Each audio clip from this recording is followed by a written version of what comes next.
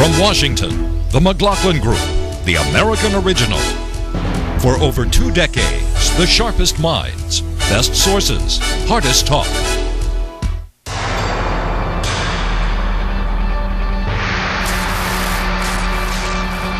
We've provided a platform for success for some of the most respected companies in the country.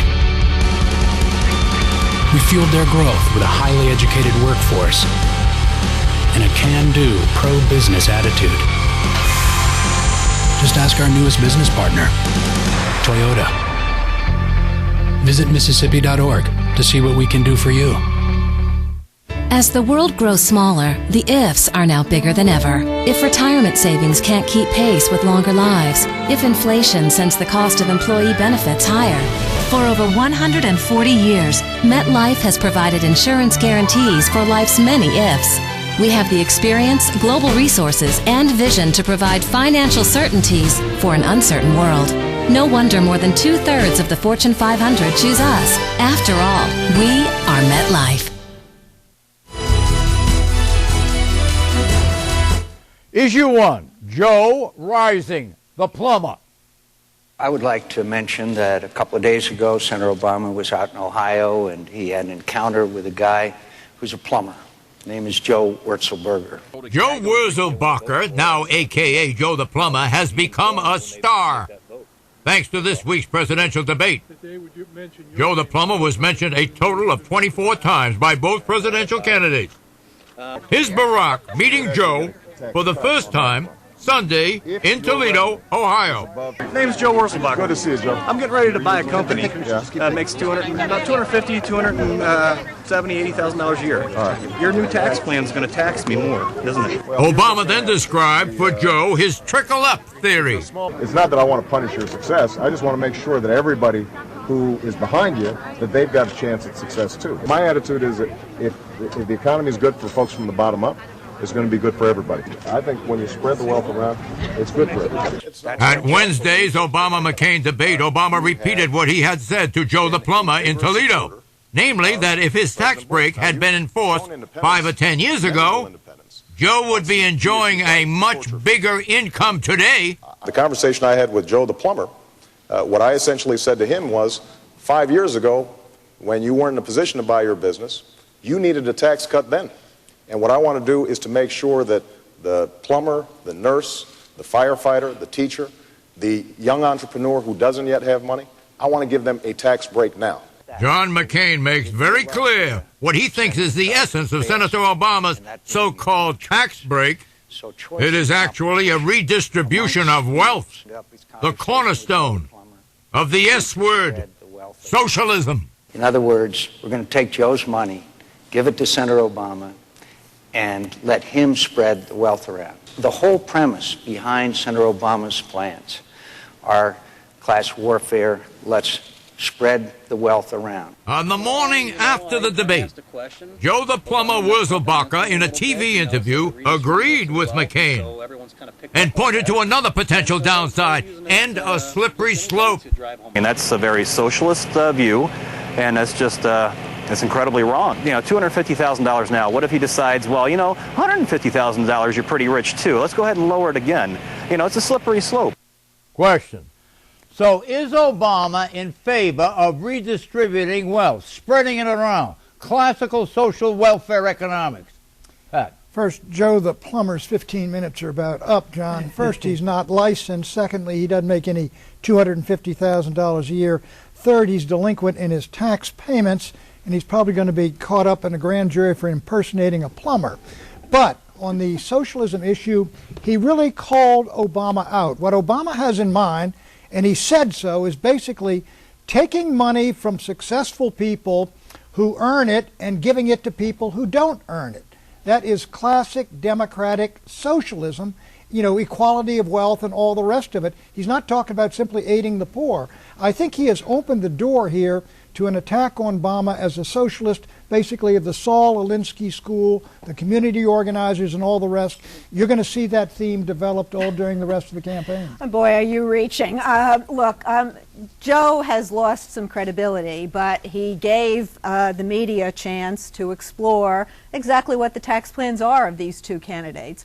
And under the Obama tax plan, Joe the plumber would pay lower taxes than he's paying now. He would pay even lower taxes under John McCain, but that is hardly redistributing wealth. That is simply restoring to the tax code an element of fairness that it has been lacking since the people at the very top have gotten so heavily rewarded in recent years. And the words middle class never escape John McCain's lips.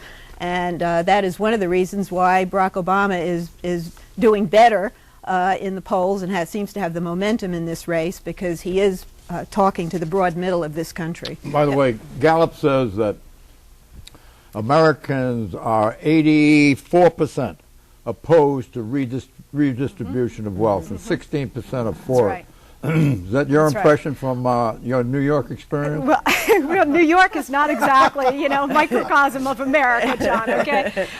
You want to develop that? I think actually it is. The part of New York John, where I came from, Queens, is a microcosm of America. New York City and New York State are among the highest tax municipalities and states in the entire country. The tax burden there is unbelievable. Look, I think that what Joe the plumber did was he's a potent symbol around which John McCain could formulate his economic message, because let's face it, McCain has sort of been all over the map when he's talked about his economic plan and his tax plan vis-a-vis Barack Obama's massive tax hikes that he'd put in place. What Joe the plumber allowed McCain to do was crystallize his thinking on this and then sell it to the American people. Every once in a while, Barack Obama shows his slip, and he shows exactly what he's thinking and where he would like to take this country, especially on economics. He did that in his exchange with Joe the plumber when he said, I'd like to bring the people up behind you by evening the playing ground and spreading the wealth around. That is anti-American, John, because Joe the plumber may not be making $250 grand a year now, but he was talking about his aspirations, John. He was talking about wanting to buy the business in which he works right now, creating jobs, expanding his own personal wealth, expanding the wealth of his community by hiring people, buying new trucks, feeding into the economy. And basically what Obama says is, I'm going to squash your American dream by taxing you higher, because even if you reach that point of 250, you're going to be sent into a different tax bracket. Can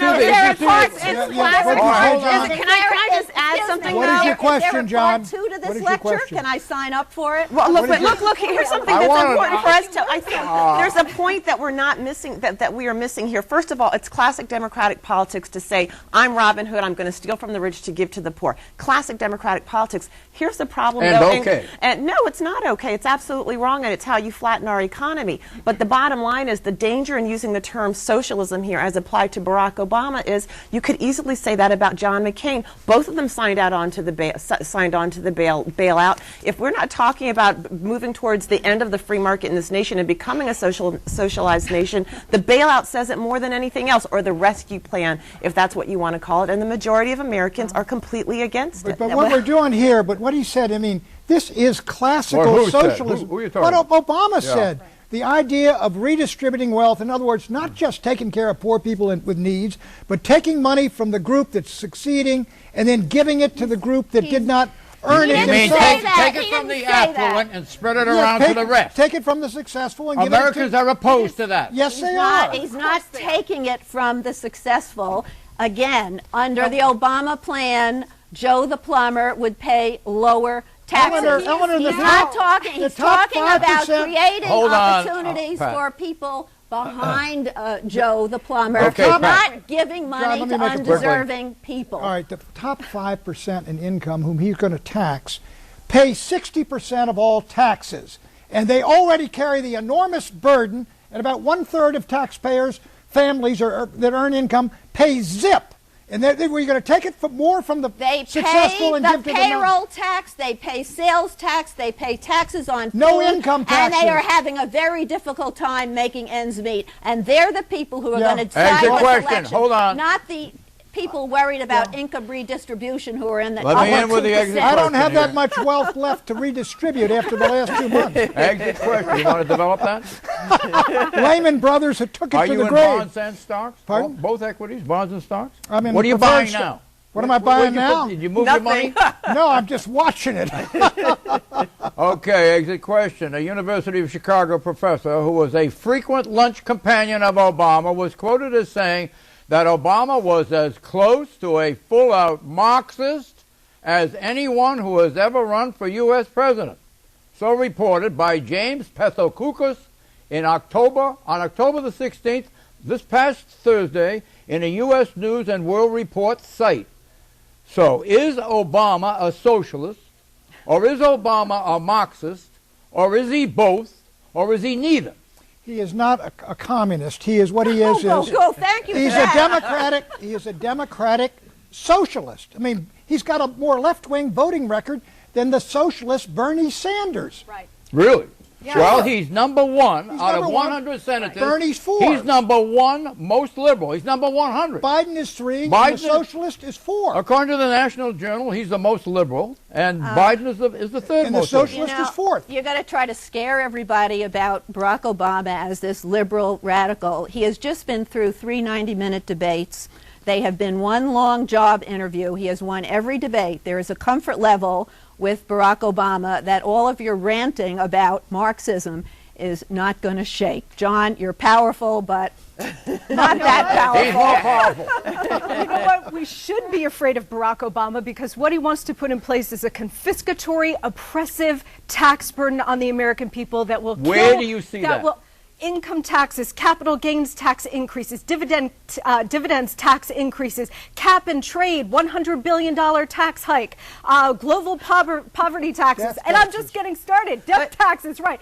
The kind of oppressive tax burden he wants to impose on this country will kill whatever's left of this economy after this economic You mean and the motive for this? Hold on. The motive for this is redistribution of wealth. Of course Take from the rich and give to the poor. Of course it is. That's called class warfare. It is called class warfare. He dresses it up really well, but this is what he wants. What do you think? I would say I think it's. I almost think that it's something that really need not be discussed because, quite frankly, if we look at the reality of the economic condition that the country is in, I understand that Barack Obama is appealing to his base by saying, "I'm going to give you this, I'm going to give you that, I'm going to, you know, we're going to live in a free world because the government is going to give you everything." He's not but saying it's not. that. He's not saying that. It's He's not saying that. Well, we're not. Okay. You're saying Barack that. Obama Let her has finish, said, let her for finish, example, Ellen. and this is not my policy. Barack Obama has said the world would be a much better place, or the United States would be a much better place if we have universal health care. Well, we don't have money to pay for it. So anyone who is scared that he's going to go in and he's going to increase taxes dramatically, particularly in the economic condition we find ourselves in, you have to sort of just shake your head loose and really think about it. It is impossible. He's not going to do it. He John can't McCain do it. gets elected, there will also be incremental steps toward widening the access and affordability of health care. I don't think and that will happen under I whoever is the next want to get president, clarity because we're on finally there. what Michelle has said here. Do you think by inclination, you know, granted that he's going to be coerced into or restrained, if that's your thought, into not doing what he is believed to be doing, Yes. that is developing a socialist society in parvo, in the making. But do you think that's his inclination? That his inclination is to be a socialist? No, I think his You think inclination is to be. his philosophy, whether announced or unannounced, is really socialistic, No, I think or is that it Marxist, or is it neither? It is neither. He is a classic Democrat. He believes that big government is the solution to Is what there ails any the difference country. between a socialist and a liberal, let's say a far-right liberal Democrat, a far-left liberal Democrat? Yes, there is. I don't think Barack Obama You is know a what he is? socialist. He's a compassionate capitalist, John, which is he's what a- I hope all Wait a of minute. us He's are. a Saul Alinsky socialist. He's a community organizer of that school. He's got one foot out there with Ayers and Reverend Wright. The other foot is where Eleanor says it is. Are you saying the other foot Alinsky- is in the? He's moving one foot into the center of the Democratic Party, but his history is out of that left Did wing. Alinsky go through phases? Was he at one time a liberal Democrat, and then he was a self-announced He was a socialist? Democrat. I would say a Democratic Marxist. Listen, this That's country. Alinsky. Yeah, and that's what you think. That's I what you think that's where Obama he is. comes from. This country, Where is he going to go? This country is to be commended if they install Barack Obama as president, but they are not installing a socialist or Linsky Marxist society. Pat, you want to make a bet about that? I'll meet you back here. He's to the left of Bernie Sanders. Excuse me. That is so far out of the realm please of reality, it is please relinquish when you hear my voice. If you can hear it. The answer is TBD, to be determined. Issue 2, how dare you? Pursuing the same kinds of policies that we pursued over the last 8 years is not going to bring down the deficit. And frankly, Senator McCain voted for 4 out of 5 of President Bush's budgets. Yeah. Senator Obama, I am not President Bush. If you wanted to run against President Bush, you should have run 4 years ago. I'm going to give a new direction to this economy in this country. Question, does that retort by McCain cut the umbilical cord between McCain and Bush? Eleanor Clift. No, he can't cut that cord. Not when people remember the hugs with President Bush. Not when they look at the 95 or 90% voting record. I do think that was one of his better moments in the debate. But all he did was hand Barack Obama a punchline to keep pointing up the fact that he is not that different from George W. Bush in his policies. He's a different personality, that I give him credit for on a handful of issues, but on the broad issues that are facing the American people, chiefly the economy, he is right there with George W. Bush and all of those Monica Crowley tax policies. He has, Senator McCain has done his best to sever the umbilical cord. He hasn't ruptured it, he severed it. He has a new ad out this week that talks about how difficult the last 8 years have been. Well, that's George Bush, and how we need change. But the bottom line is he's not going to fully be able to sever that umbilical cord. This election is quite possibly be a referendum on George Bush, and John McCain is going to have a very difficult time getting away from the Republican You think that the Republican Party is in really tough shape, like in intensive care? Absolutely. It is. The Republican Party right now needs a defibrillator. The Republican Party is in very serious trouble. Do you think they've thrown in the sponge? No, John. Absolutely. Hey, John. Do you? No, they haven't thrown in the sponge, whatever that means. I don't know. The towel, maybe, but no. Listen. What does it mean? Tell her, Pat. It's a boxing term. You throw in the sponge when your fighter's finished.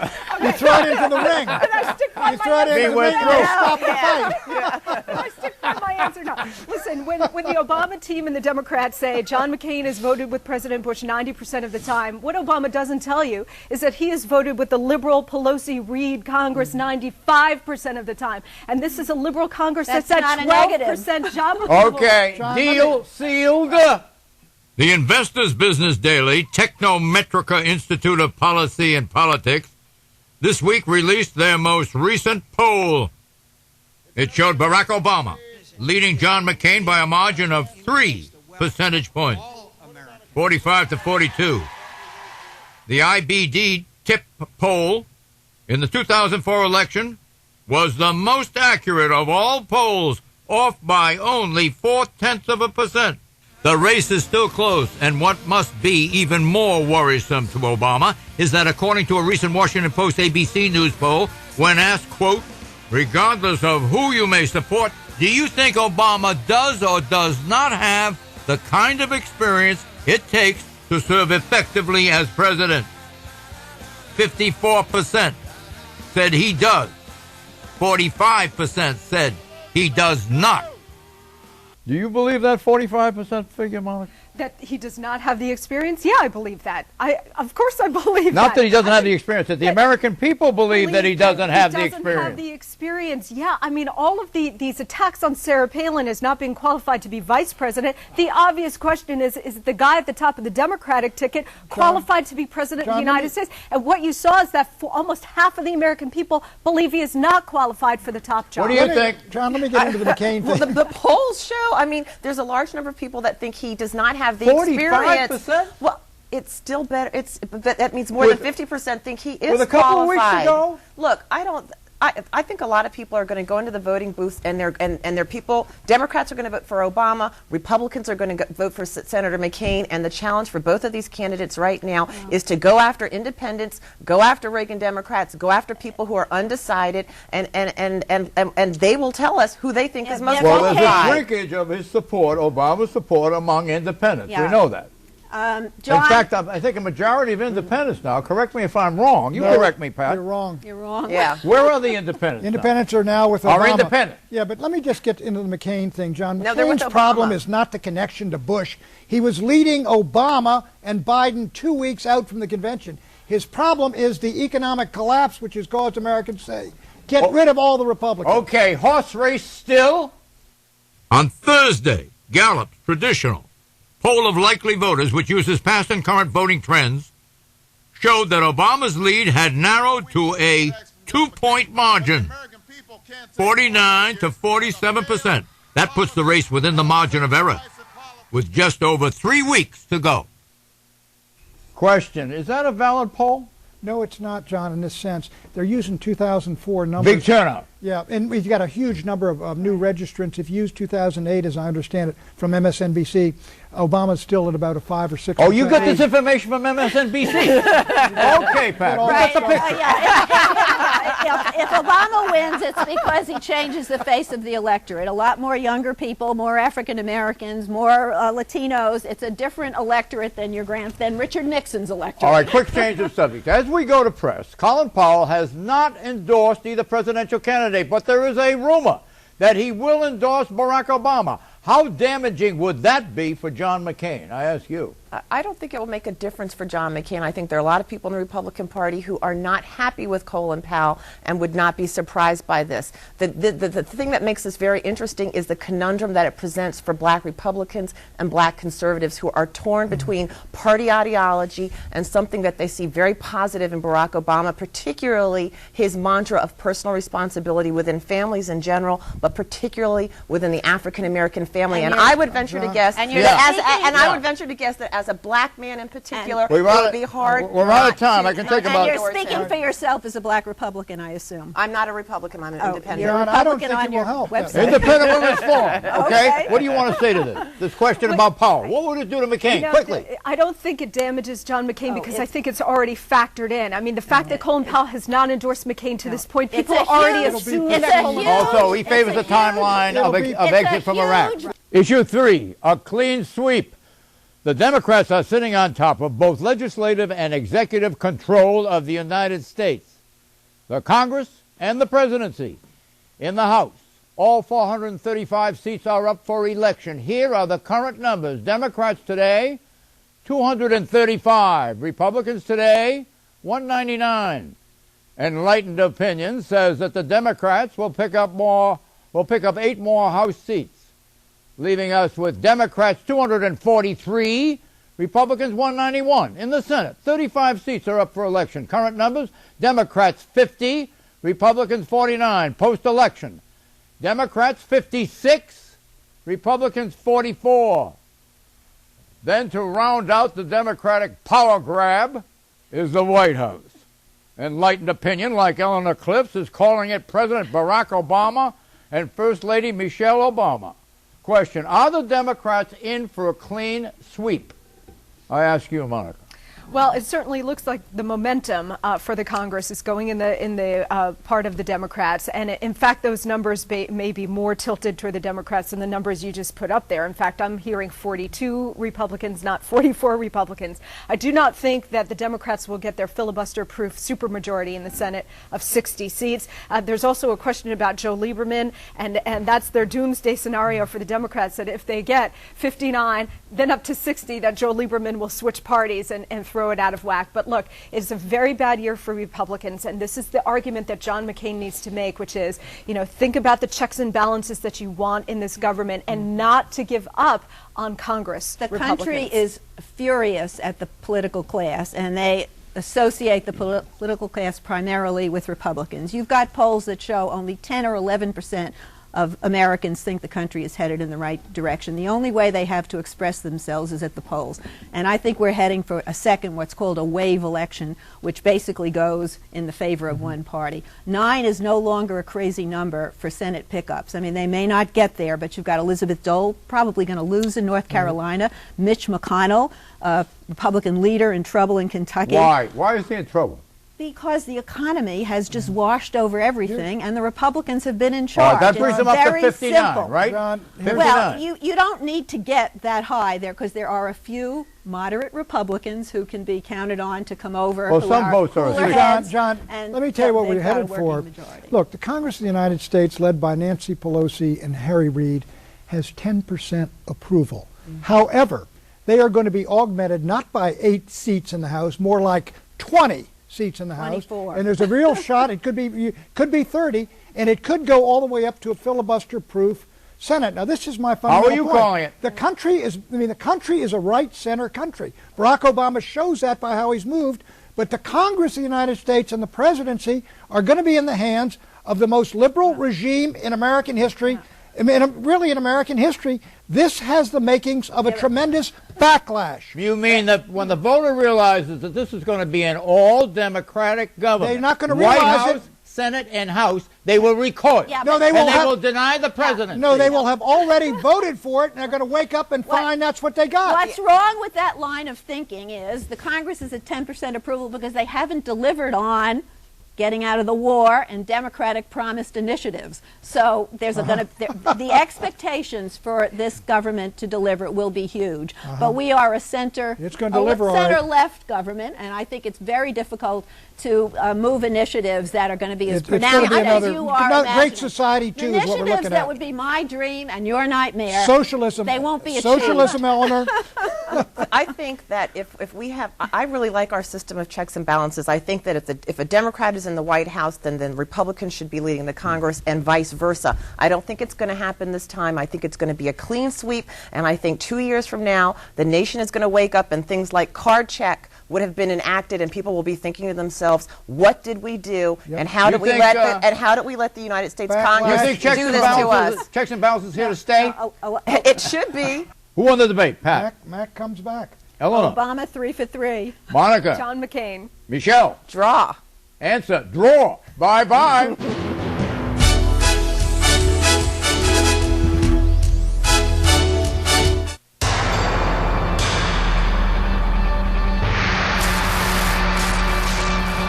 We've provided a platform for success for some of the most respected companies in the country. We fueled their growth with a highly educated workforce and a can-do, pro-business attitude. Just ask our newest business partner, Toyota.